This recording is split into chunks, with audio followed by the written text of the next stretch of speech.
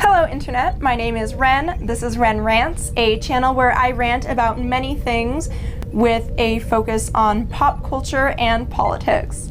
In this video, we are going to be taking a look at the first 3 episodes of Star Trek Prodigy, and I am just going to be giving my unscripted, unfiltered first impression of the show so far.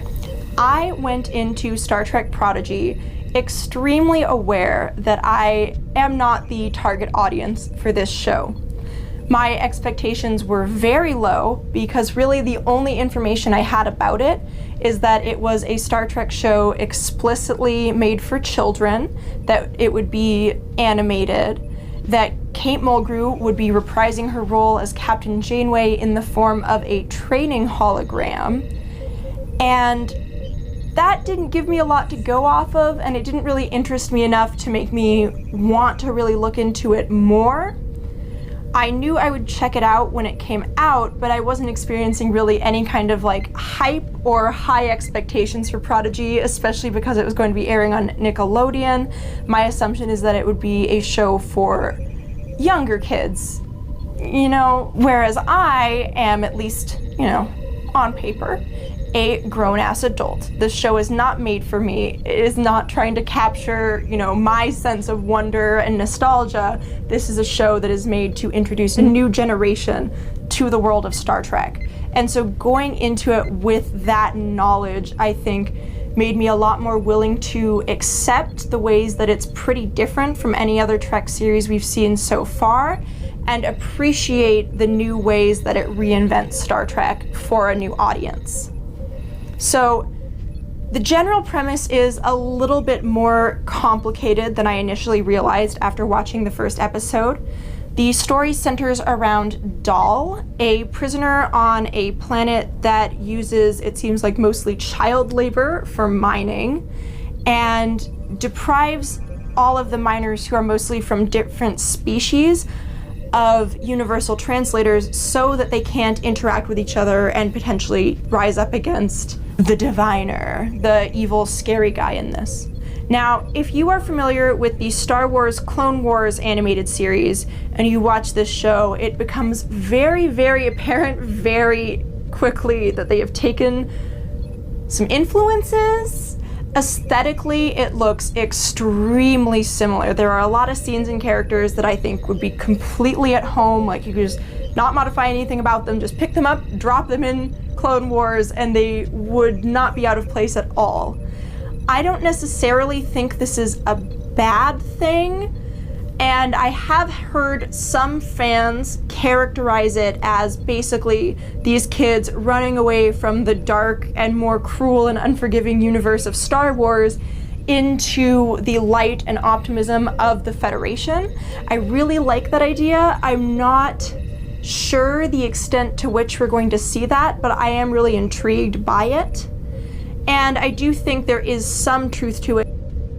Dal goes on a deep mining expedition with a lava character known as Rock Talk. Again, they don't speak the same language, and discovers a Federation ship.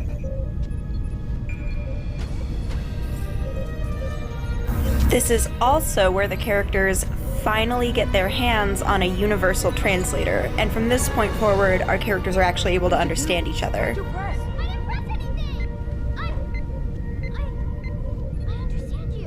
So Dal and Rock Talk find someone to make repairs to the ship, and they all escape, and they kidnap Gwyn, the daughter of the Diviner, and bring her with them.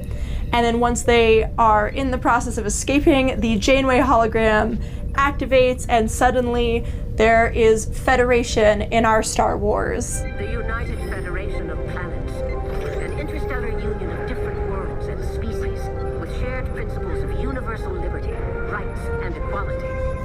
The crew escapes, and we get to enjoy a little bit of bonding between them. Over the course of the first 3 episodes, it's mostly establishing, we're getting to know these characters a little bit better. I think Jankum Pog is absolutely delightful, played by Jason Mantzoukas, who you may remember as Derek from The Good Place. Hi, I'm Derek. You must be Mike. Ah, or Dennis Feinstein from Parks and Recreation. Oh yeah, give me your booze. I am nourished by your hatred. And I really like the character of Zero, which is just like an energy being in a robot suit. You ever even flown a ship before? No. Does it show? It does have some like Kevin energy from Final Space, but is a lot less insufferable as a character. I'm here to save you, Gary. The day is saved. Freaking Kevin! I hate you so much! Zero is a Medusan, a species we have seen before. They were originally featured in the Star Trek The Original Series episode, Is There in Truth No Beauty? In that episode, the Medusan was housed inside a chest, and of course in Prodigy, Zero is housed inside a containment suit they made themselves. An impressive feat for an energy being with no hands. And I really like the relationship between Dahl and Gwyn. You two are in captains. What's so funny? Cat boots? You mean cahoots?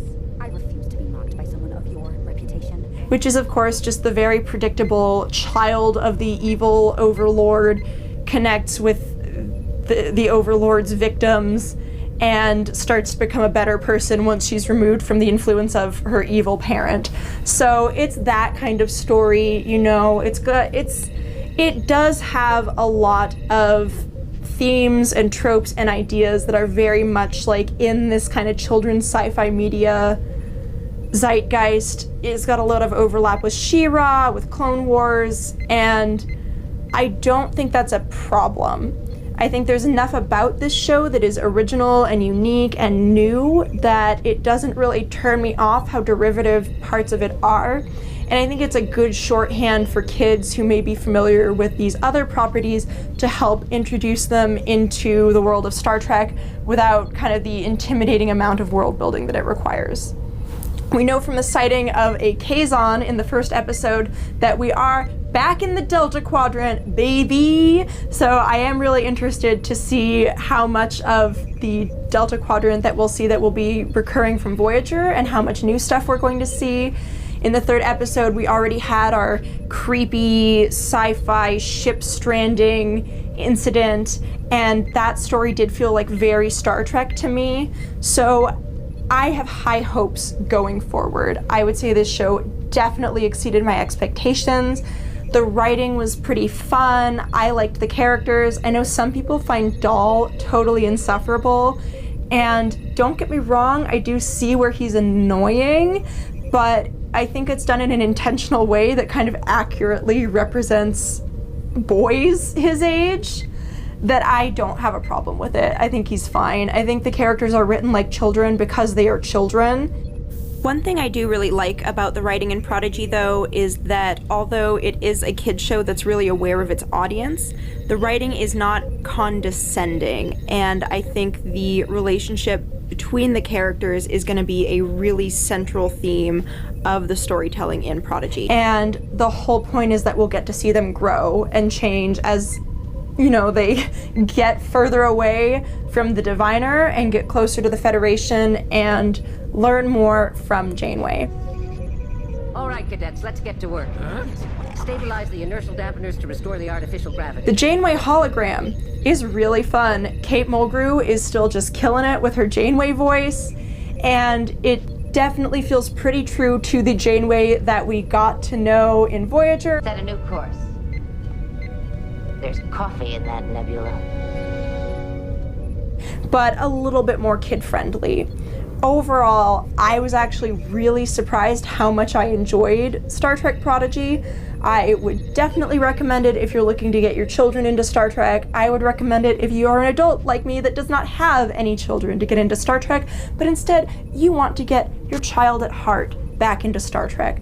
Okay, that was corny.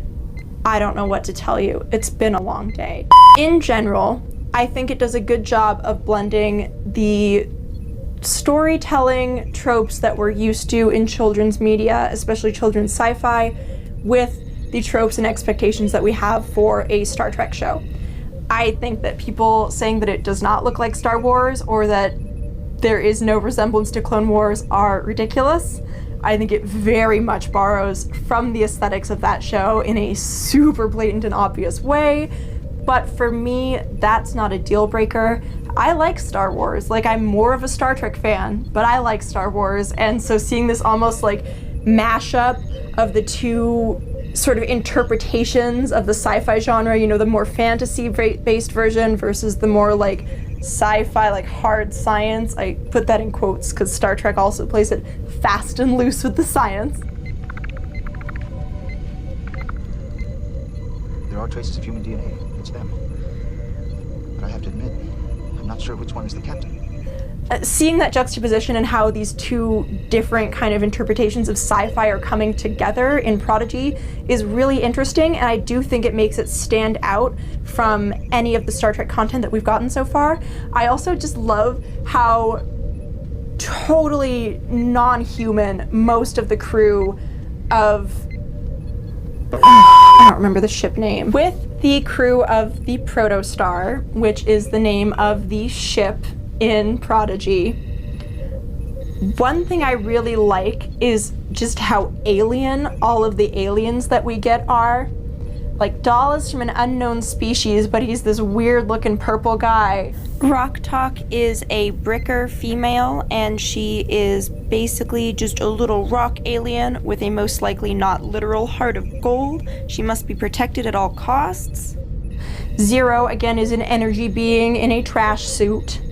And Jankum Pog is a Tellarite, and definitely does not just look like a person with some stuff on his face. Ugh, she's hideous. Why is her forehead so smooth? Ugh. You're no summer peach either, Tellarite. Well, I really enjoy just like the diversity of the aliens in this show. I think that they really maximize the benefit of the fact that it's an animated series, even in a way beyond what Lower Decks does to take advantage of that.